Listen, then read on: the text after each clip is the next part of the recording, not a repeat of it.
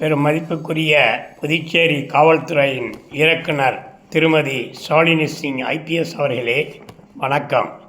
நான் குரு ராஜாராமன், நிறுவனர், ராவணத்துறை YouTube channel.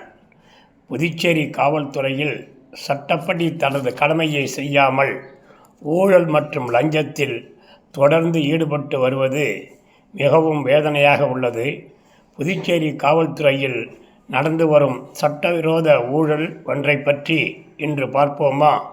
புதுச்சேரியில் சோலைநகர் புறக்காவல் நிலையம், மடுகரை புறக்காவல் நிலையம், கரிக்கலாம்பாக்கம் புறக்காவல் நிலையம், கரையாம்புத்தூர் புறக்காவல் நிலையம், காரைக்காலில் அம்பகரத்தூர் புறக்காவல் நிலையம், மாஹியில் பந்தக்கல் புறக்காவல் நிலையம், ஏனத்தில் தரியல திப்பா புறக்காவல் நிலையம் செயல்பட்டு வருகிறது.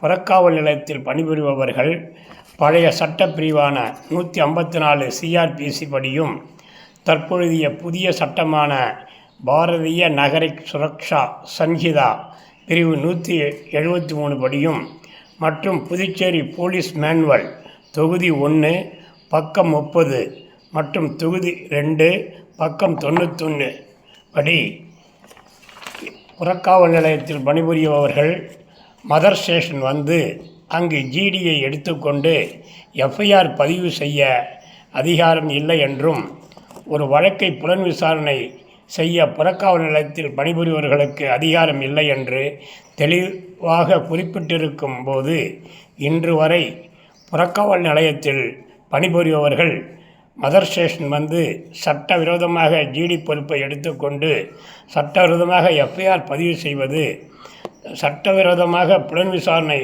செய்து வருவது, இப்படி சட்டவிரோத FIR மற்றும் புலன் விசாரணை சட்டப்படி நீதிமன்றத்தில் செல்லுபடி ஆகாது.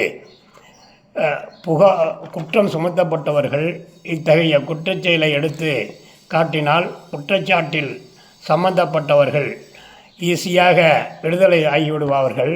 அதனால் புகார் கொடுத்தவர்களுக்கு வேதனை தான் மிச்சப்படும், அவர்களுக்கு நீதி மறுக்கப்படுகிறது. எனவே மரியாதைக்குரிய டிஜிபி திருமதி ஷாலினி சிங் அவர்களே, சட்டவிரோத செயலை உடனடியாக தடுத்து நிறுத்துங்கள் என்று ராவணக்குரல் யூடியூப் சேனல் நிறுவனர் குரு ராஜாராமன் நீதியின் நலன் கருதி தங்களை தாழ்மையுடன் கேட்டுக்கொள்வதோடு, அடுத்த புதுச்சேரி லஞ்ச ஊழலை விரைவில் வெளிப்படுத்துகிறேன். நன்றி, வணக்கம்.